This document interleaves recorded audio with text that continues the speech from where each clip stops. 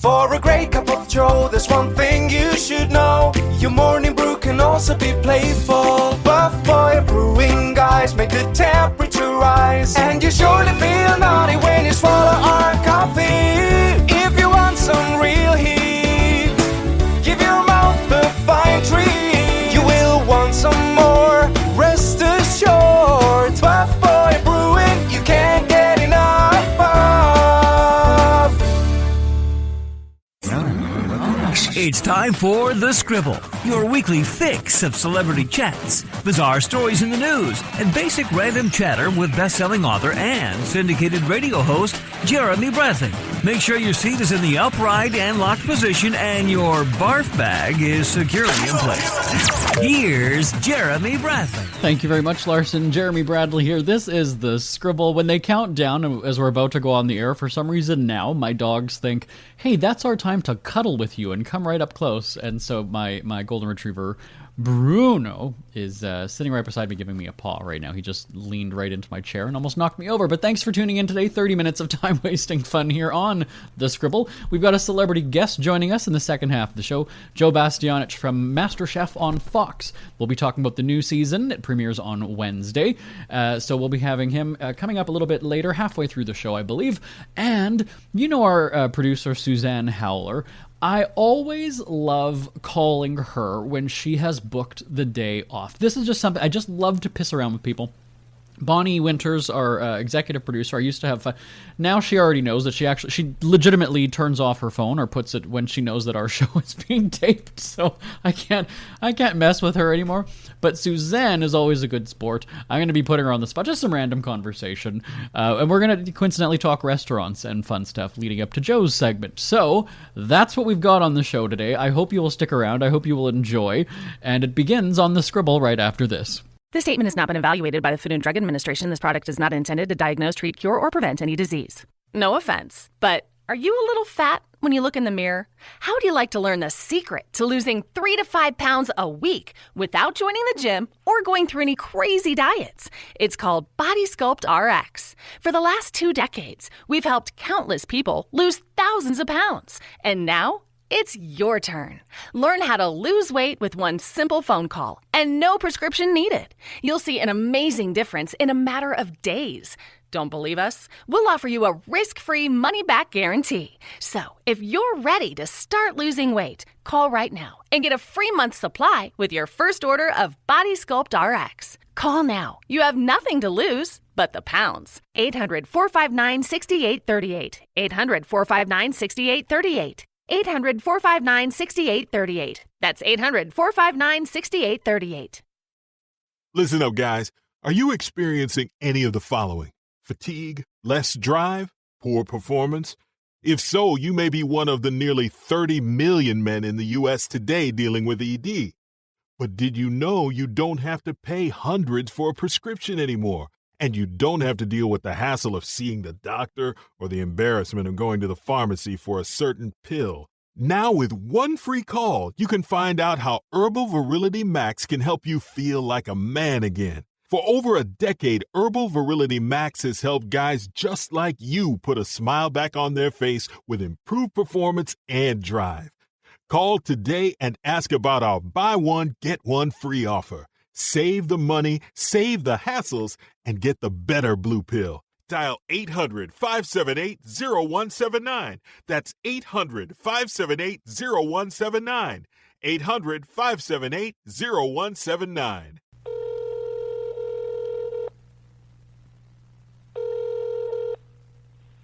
Hello. Terrible Person of the Year award winner Suzanne Howler joining us on the line live. Suzanne. Thank you. Hello. Oh, how are you? Oh, good. Good. Despite being a terrible person and all, I'm pretty good. It took us forever to find your new number. I should tell everybody, she's changed her phone number on us. We can't even find out where she sells her house. She quits her job, sells her house, moves. And, do you know, I don't know if I told you the last time that we spoke, which I think was like 3-4 weeks ago, that I'm going to come to your open house on a very, very good Metamucil day. And what I'm going to do is... I haven't even told you what I'm going to do, and you're already, You're going to clog my toilet? Is that that what your plan is? I'm not going to make any promises. No, I'm not going to make any promises. It could have been the backyard. You don't know that. But it's, no, I'll give that to the dogs for the backyard. So we have a couple things. We've got some time to kill here. So I think of you because you were the last on the list, right? So yeah, I know. When you have no one else to call, Bonnie doesn't answer. And I'm aware. We used to, back when you would speak to us, we used to do lunch quite regularly. I know you often will put it in your calendar and then just forget, or you lost your phone, or you change your number. But we've gone to many buffets, yeah? Mm-hmm. Do you miss the buffet? No, I'm not even saying with me, because I know you just can't get enough of me. But do you miss the whole buffet thing, given this whole germ society, or well, not where we're at with this whole Corona thing? Do you miss the buffet? Will you ever go back to a buffet? I don't know. Funny enough, I was thinking about that this evening because I was thinking about, our upcoming lunch date that we may or may not have. And I was thinking, wouldn't it be nice to go back to our usual buffet place that we went to? And I did actually have that thought pass through my head, I don't know how comfortable I feel going to a buffet. I guess it would depend, but I don't know. I'm not sure I'm comfortable enough to do that yet. It's one thing going out to restaurants, right? Because you're usually separated from other people, and it's usually just, your servers and your chefs that are preparing your food. When you have a buffet, everybody is sort of near that food, and you don't know who's touching it. And so, yeah, I honestly don't think I'm ready to go back to a buffet yet. Well, I'm touching it. You're saying that's not... Oh, at the buffet. Okay, yeah. You think about the salad bar area. You missed that again. Don't make me play the clip about when you had your dog killed. You missed the joke. I set you up for the joke that I say I'm touching it now, and then you just steamroll it. You don't. Have you it's the Alzheimer's? It was the dementia. What is it? I don't even remember what it is. You have something because you can't eat. Because you can't eat chicken fingers. This is. Let me tell everybody, first of all, what going to a restaurant with Suzanne is like, okay? I am the life of the party. I have the great fruity drinks. I do a great selfie with my shining white teeth. And then you've got Suzanne, who has the nerve. You would not sit down to have a meal without taking a selfie. Now, here's so annoying. But this is the funny thing, ladies and gentlemen, with the fives of people listening, that Suzanne will say to me, well, you're the picky one when it comes to deciding to a restaurant. Do you or do you not say that? You have called me a picky eater, yes? I have in the past. Okay, yes, so sure, stop there. Now, when we get to the restaurant, this is where me of pickiness will go and say, yeah, I'll get the chicken burger. I might not want some of the ingredients on it because the mayo is bad for you, things like that. So I'll say, do you have another alternative? So I'll do that. But then you've got Suzanne who's like, I can't have chicken. I can't have tomato. I can't have sauce. I can't have flavor. Can I just have a napkin to lick? That's really what she does at a restaurant. So I'm the picky one, yeah. But see, what you're not mentioning is that I used to be the not picky one until recently when I've developed food sensitivities, and now I have to be the picky one, and it's not by choice. I wish I wasn't the picky one. But well, we were going to save this so much easier to make fun of you. announcement. You just only eat chicken fingers and fries or anything with bacon on it. For next week. But Suzanne's pregnant is what she's trying to get at. And so I didn't want to share the news, but this is why they've had to move because they're not allowed kids in their neighborhood. But when there's an office lunch or function, and then you order food, usually it's pizza, right? That's typical. Are you one of the people, I have this feeling you are, but I've never seen you, I've seen you at a pizza buffet, but that's already the pizza served out there for you. Are you the person who goes and opens every box and leaves it open? Or do you prefer having the box closed and then it's just written what's on it and you open it? Let's see. I don't know. I would probably look at the pizza anyway, even if it was written on it, because I want to look at it and see if it looks appetizing. But I'm saying the people who go and open every box and have them on display. Are you that person? Yeah. to go and like, okay, I'm going to open all the, because I feel that those assholes, it's like, think about it. The pizza's not going to be as hot when the rest of the people go. I hate the person who does that. I don't know if it's the person who's organizing it. I don't know if it's just somebody who, oh, it's too heavy to lift this cardboard box lid, so I'm just going to leave the boxes closed. Somebody can write what's on it. And generally it's written on there already if you're ordering enough pizzas.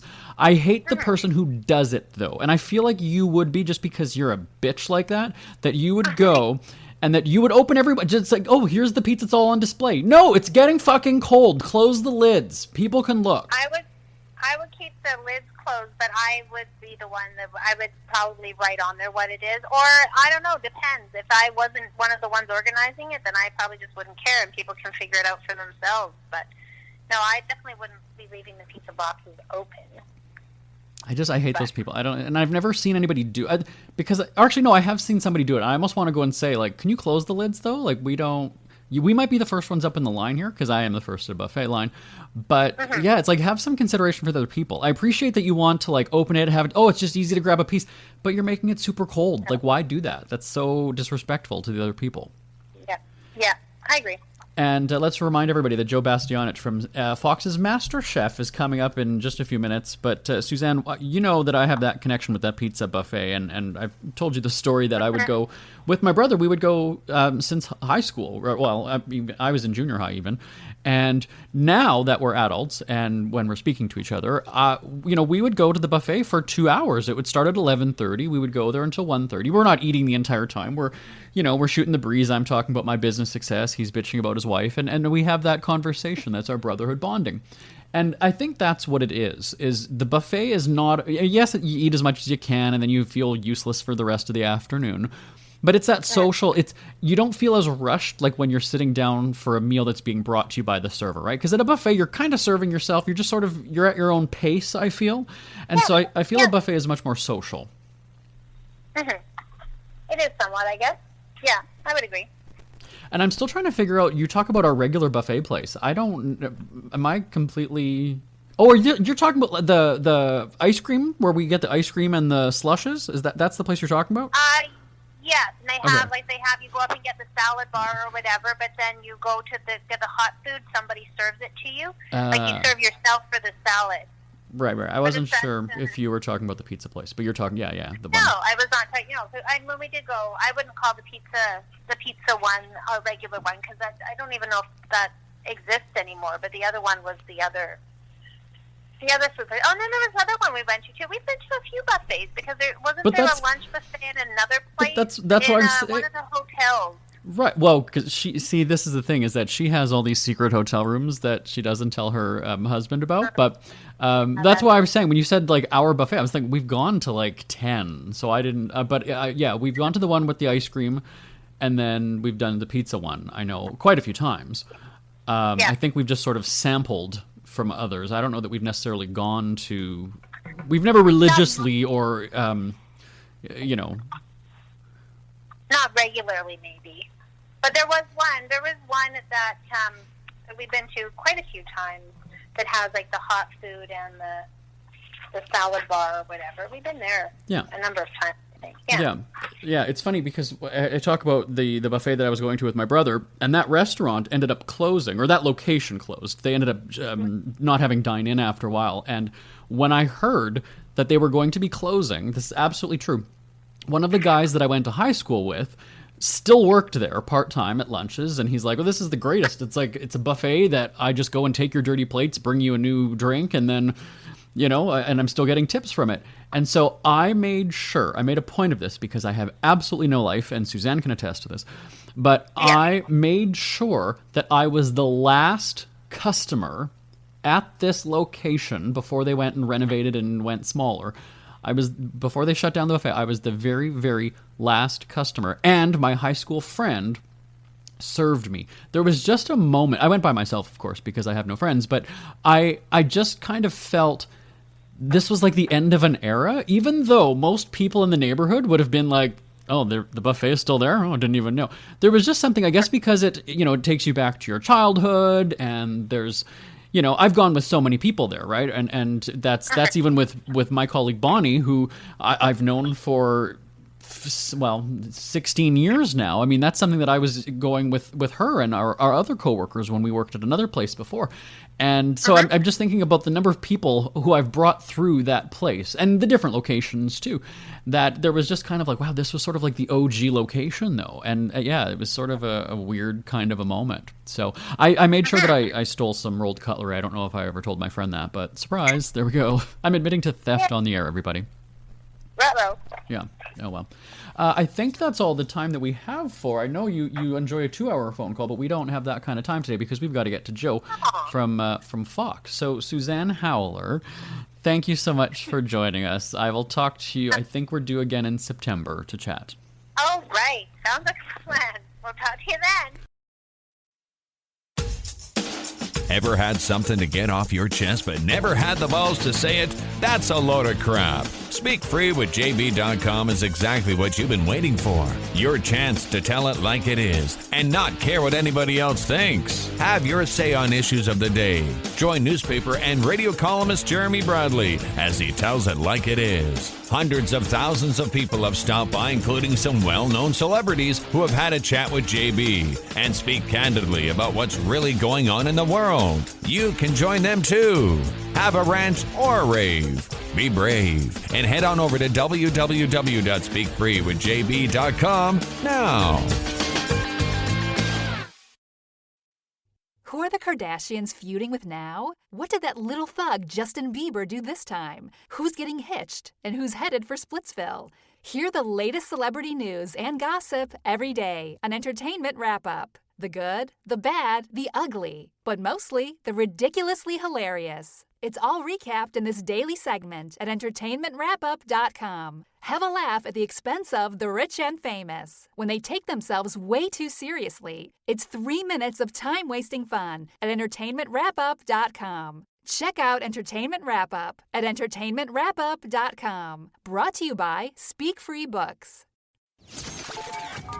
Everybody knows my idea of cooking is opening an app and having the food delivered 45 minutes later. So to inspire me to use my own kitchen for once is Joe Bastianich from Fox's MasterChef. Hi, Joe. Hi. That's a tall task, but let's see what I can do.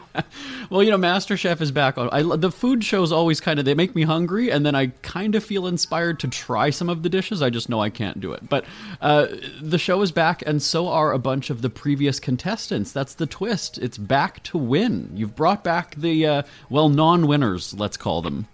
We did. You know, the faces that people loved over the years, and those non-winners who a lot of times went out to have greater success in the real food world than the winners, opening restaurants, writing books and blogs and what have you. So Instagram fame. So a lot of big personalities, a lot of really talented cooks, and we set the bar super high. Set the bar super high. Now, it's not just finalists, though, right? I mean, I should tell everyone that someone who served a raw cake, barely made it into the competition, is back. So why bring these people back? Well, because these are the people that A, are beloved by fans, and B, have done like real things in the world. We wanted the top of the top, so we went out and sought out people who would open up restaurants, who were operators in the food world. You know, all that kind of stuff was important in selecting who could come back. Right. I mean, you know, everybody deserves a second chance, as they say, and so I guess that's one of those things that I'm sure there's people every season that you kind of file away and think, you know what, give them a couple more years, you know, or even just one more season. Right. And that's probably what happened this time. People who get people with more talent to get eliminated maybe early on a technicality. That happens all the time as well. Right. And actually, you know, speaking of raw food, there is one thing that makes me feel good when I watch the show, is that anytime I see someone serve raw chicken, I feel like an expert. That's really the one thing that I can cook. I've always made sure that I can do chicken. So if you guys ever do a season where it's just chicken dishes, I'm in. Can you make that happen? We'll do a chicken winner chicken dinner season, and you will be a contestant. Perfect. All right. It's a deal. Now, in the competition, though, I mean, you compare individual dishes each round, meaning the contestants are competing against each other, essentially, in that moment. I mean, with these people coming back, though, how much are you judging them against themselves based on their past time on the show? Or are they starting fresh? Or is it a brand new start entirely? No, it's a brand new start. You know, we have an entry level competition round where we select 20. They present their opening dish, they get selected there. So you know that the stakes couldn't be higher for these guys, because maybe someone who came in third place in season 10 doesn't even get passed into the top 20. So they're putting it out on the line by coming back and cooking. And I don't know if this is a spoiler or not, but in that first episode, you guys eliminate, what is it, 85 or 110 people? It's a lot of people you're kicking out. 100 people get eliminated. We tasted a lot of food. Let me ask you, though, when you do taste the dishes, like generally we see you each take one, fork or spoonful, you pause for a second, then you put it down. Do you know the second it hits your mouth if you like it or not, or do you have to go in for a couple more tastes? Give me that insight. Usually 99% of the time I'll know by the first taste. Sometimes we need a second evaluation. Sometimes there's a difference between the judges' opinions, so we retaste. So there's a lot of different ways that we our method to our madness, shall we say. But on the flip side of that, I mean, how often do you guys just go to town and finish the whole thing if you really like it? Oh, off camera sometimes we're fighting for scraps on these dishes because we're hungry. Are there any ingredients that when you see somebody using them, you just think, people often get that one wrong? Like sometimes, people will, I'm not saying on the show, but, either use too much garlic or too much spice or something. Is there one ingredient that you're always sort of cautious of when you see somebody using it? Balsamic vinegar, pinoli nuts, anything truffle-scented, condiments are the top three for me. You've been doing this for a really long time. Is there anything this season on MasterChef that one of the contestants maybe taught you about food that you didn't know or hadn't thought of? Always in the baking department, because I'm not a baker. Some of these contestants are excellent bakers. I learned about techniques and flavors and cakes and desserts that maybe I'm not so familiar with. So that's an area that I have learned over the years. Let's shift gears, though, just for a quick second, because there's a lot of people struggling to eat healthy and buy good food with the prices of everything going up. So if I can just pick your brain for a second to help the families get through this. I joked at the top that, I order food, so that's one thing to avoid if you want to save money. But what can families do in the kitchen? More balance. We have historically been a country that eats an excessive amount of fat and protein compared to the rest of the world, which eats mostly rice and pasta. And I think that, using proteins and fats as a condiment and maybe eating more carbohydrates in proportion, like rice and pasta, homemade pasta, dried pasta. Tomato sauces are a great way to extend. I mean, you can make an incredible homemade pasta dish, buy a great pound of pasta for $2, some Parmesan tomatoes, a little olive oil and garlic. You got dinner for $4 or for $5, so there's so many ways that you can extend your culinary dime, shall we say. I know a lot of people who map out their food, they prep their meals well in advance. I've never been one of those people. I've never really brought a lunch to work. It's always kind of what I'm wanting in that moment, and then I just go and get it. Do you plan out your meals? I guess that's something that could potentially help people as well. Yeah, personally, I don't, because I'm always kind of eating professionally and tasting, so I'm a bit of an exception. I think that most people, in a home, both for nutrition and also for economics, should plan out their meals. You should shop at grocery stores, buy seasonal products, and, plan out your menu. Absolutely. And like I said just a moment ago, I think with everybody sort of looking for food alternatives because they're either, locked down or because the cost of everything is going up, I think this show will maybe help inspire people to get into the kitchen more. Absolutely. We've done also many challenges through the years, and maybe even this year on cooking on a budget. A lot of these people come from realities where they have to cook on a budget, so that is always a theme on eating clean and responsibly. It's something that we really promote, and not wasting ingredients. Frugality is a form of is something to be lauded in the kitchen, because I think it also leads to better dishes ultimately. Absolutely. Well, yeah, I think you've inspired me to close the apps and cook something tonight, so I'll let you know how it goes. There you go. You cook the chicken all the way through, and don't reduce balsamic vinegar. Absolutely noted. I have noted that as well. Well, you know what? We're going to be watching MasterChef. It's back on Fox. Joe, when can we catch the show? We'll catch the show. It airs Wednesday night on Fox at 8 o'clock, and we look forward to seeing you there. Joe Bastianich from MasterChef, thank you so much for joining us today. Thank Thank you. Thank you for having me. Isn't it crazy that you wait for payday, but before you know it, you're strapped for cash again? It's time to stop blowing your money and become a smart spender with the book, The Official Guide to Being an American Cheapskate at cheapskatebook.com. Learn simple ways to cut costs at home every day and during special times of the year. Don't go broke at Christmas. Don't remortgage the house for a fancy vacation. The book is filled with tips to save you money throughout the year. Check out the best-selling book, The Official Guide to Being an American Cheapskate at cheapskatebook.com or on Amazon and iTunes. It's never too early to start thinking about your next holiday. Have you checked out Mexico recently? From tequila tasting, swimming with horses, to ziplining through the jungle and watching whales and dolphins in their natural habitat, Puerto Vallarta has it all.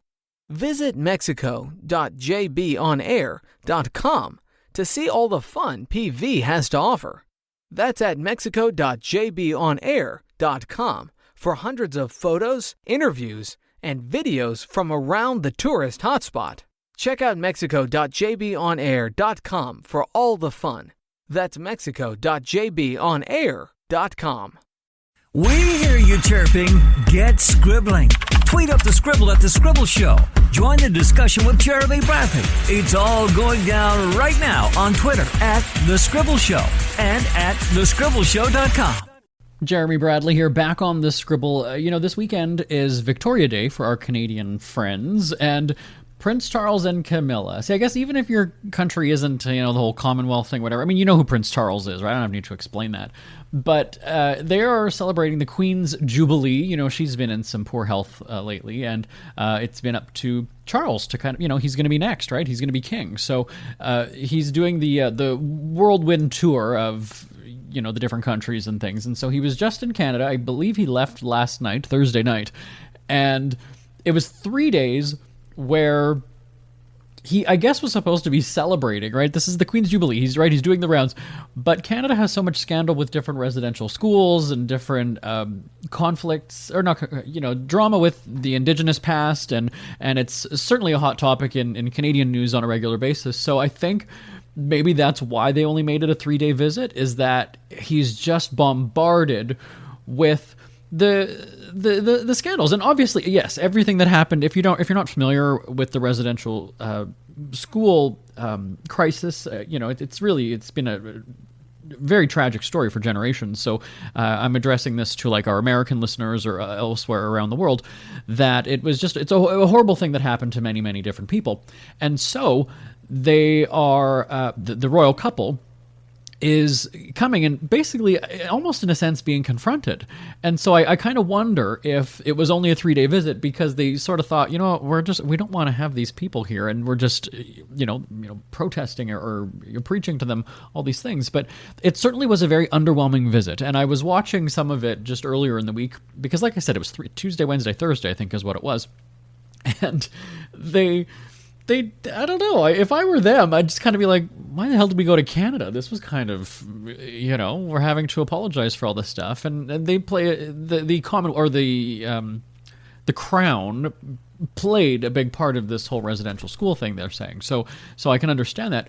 But what was supposed to be a big celebration of the Queen's work and life, really, was very, very overshadowed. I'm not saying it should not have been. I'm just saying that I'm commenting on a story that's in the news, I guess, is kind of what my point is. And so because we're coming into the holiday weekend, that's obviously what made me think of it. So they were in Canada. They didn't really go to any of the major, big cities that you normally would when they tour the country, because it's been several years since they were in Canada.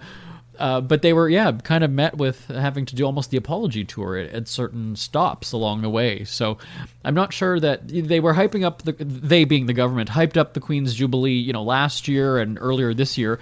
And as Canadians, not that people are, all about the crown and all about the Queen and the monarch and what have you, but certainly most Canadians, I could ask, if I called my mom right now, we don't have time, we've got less than a minute and a half, but if I called my mom right now and just said, Mom, do you know what Canada's doing for the Queen's anniversary? Like, do you know what's happening? Do you know what's happening in your hometown? Have you, been, because it's just days away, right? It's literally in a week or two.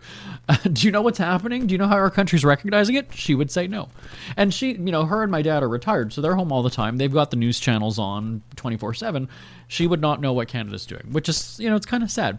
Now, that brings up the whole debate about, is the monarch, is the queen necessary? Is it just time to do away with it? I mean, that's a whole other story. But what I'm saying is that if you've been in the same role for that long, even if it's 20, 30, 40 years, I mean, we're going 50, 60, 70 with this woman. You know, it's a little bit, you do recognize it, whether you agree with what it is or not, right? So, anyway.